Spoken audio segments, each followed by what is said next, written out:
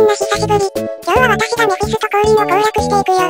使うのはこれ。レベリングも済ませてないアホみたいなパーティーだけど、これでもクリアはできるんです。それじゃあやっていきましょう。あ、今回は今年最後の動画ということでね、真面目に実況しようと思う。いや、いつも真面目にやってるか。てなわけでいつも通りのペースでやっていこうと思うよ。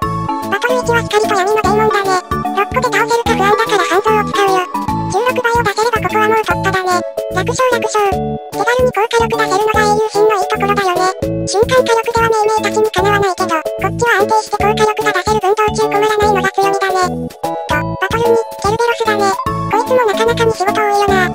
削りすぎない限り即死ダメージはないけど、毎ターン得を生産するから厄介だね。でもダメージは大きくないからここで少しだけスキルためをするよ。もう一旦耐えるか。いや、キドロップが多いからパンドラ使って突破するか。毒はあまり消したくないところ。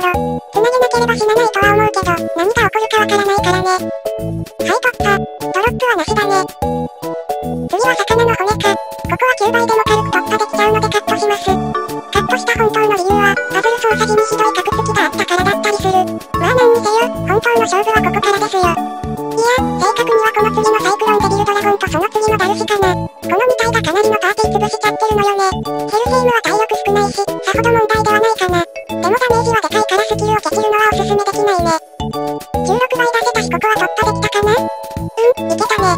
次のサイクロンデビルドラゴンは半蔵変換だけで足りるか不安なところ。ここはパーティーに光が入ってると光バインド、いない場合はお邪魔フラシの先生だね。2ターンあるから初手で一闇を蓄えようかな。いい感じ。これなら半蔵変換だけで倒せるはず。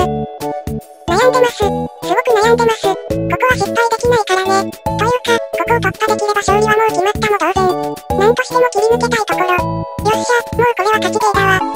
カリスマ応吸血鬼のことですかね。なんかしてきましたらここで一度の姉さんの出番。バインド回復を待ちつつ、一闇ドロップを蓄えるよ。そして蓄えたものがこちらになります。ここはパンドラ変換とダルシの泥鏡を使って突破するよ。ボスは光だから白半蔵なら泥鏡は不要だからね。これだけ闇ドロップがあればこのカリスマさんもボロボロのボロ雑巾みたいになっちゃうんじゃないですかね。読んだ？読んでない。そうそう、命名と私の声が同じじゃないかってコメントがあったみたいだけど、正確にはちょっと違います。本当はフランちゃんと似た感じにする予定だったらしいけど。なんでこうなったんでしょうね。それはさておきボス戦突入だね。体力は460万と多めだけど、こっちには白半蔵が残ってるからね。もう余裕だね。ほら、ゴエモンの時とは違ってちゃんと切り分けれたよ。当たり前？そんなこと言うな殺すぞ。白ちゃん単体95万です。ありがとうございました。はい、クリア。